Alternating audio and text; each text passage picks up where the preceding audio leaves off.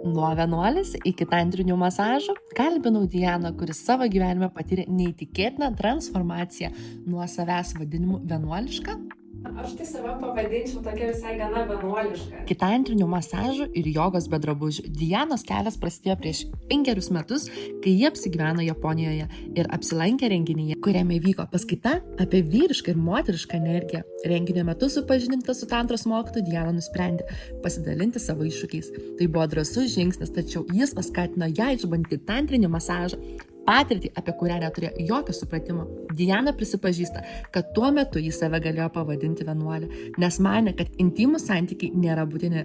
Diana atvirai dalinasi, kad anksčiau patirdavo nemažai sunkumų pasiekti orgazmą su savo partneriu. Šiandien Diana džiaugiasi atradusi balansą savo gyvenime ir intymiuose santykiuose. Ji pabrėžia, kad dažnai santykiuose trūksta abiem partneriams tenkinančio intymaus gyvenimo.